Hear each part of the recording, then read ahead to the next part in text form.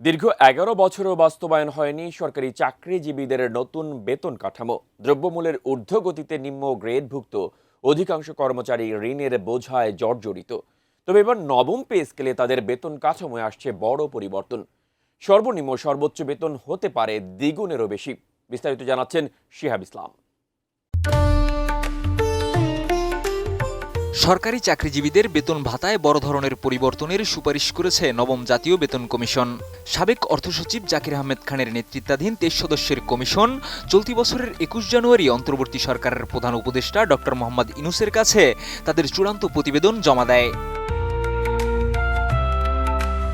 কমিশনের সুপারিশ অনুযায়ী বর্তমানের সর্বনিম্ন মূল বেতন ৮,২৫০ টাকা থেকে বাড়িয়ে ২০,০০০ টাকা করার প্রস্তাব করা হয়েছে। একইভাবে সর্বোচ্চ মূল বেতন ৭৮,০০০ টাকা থেকে বাড়িয়ে ১,৬০,০০০ টাকা নির্ধারণের সুপারিশ করা হয়েছে। অর্থাৎ বিভিন্ন গ্রেডে ১০০ থেকে ১৪০% পর্যন্ত বেতন বৃদ্ধির সুযোগ তৈরি হতে পারে। নতুন প্রস্তাবে উচ্চ ও নিম্নপদস্থ কর্মচারীদের বেতনের ব্যবধানও কমিয়ে আনার চেষ্টা করা হয়েছে। বর্তমানে সর্বনিম্ন ও সর্বোচ্চ বেতনের অনুপাত ১:৯.৪ হলেও নতুন কাঠামোয় তা কমিয়ে ১:৮ করার সুপারিশ করা হয়েছে। তবে বড় এই পরিবর্তনের মধ্যেও বর্তমানের ২০টি গ্রেড বহাল রাখার পরামর্শ দিয়েছে কমিশন।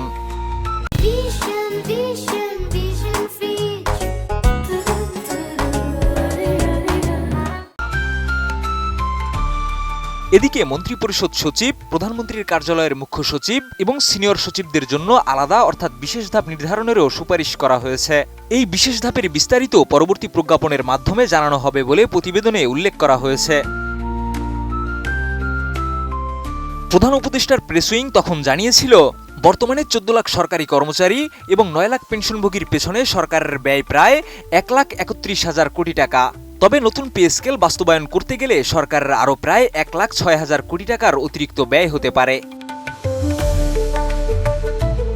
এছাড়া বেসামরিক কর্মচারীর পাশাপাশি জুডিশিয়াল সার্ভিস এবং সশস্ত্র বাহিনীর জন্য পৃথক বেতন কমিটির প্রতিবেদন প্রস্তুত করা হয়েছে। ৩টি প্রতিবেদন বিশ্লেষণ করে বাস্তবায়নের রূপরেখা তৈরির জন্য মন্ত্রিপরিষদ সচিবের নেতৃত্বে ১০ সদস্যের একটি উচ্চ পর্যায়ের কমিটিও গঠন করা হয়েছে। এই কমিটি মূলত ৩ ধাপে নতুন বেতন কাঠামো বাস্তবায়নের চূড়ান্ত সুপারিশ করবে। শিহাব ইসলাম, ATN নিউজ।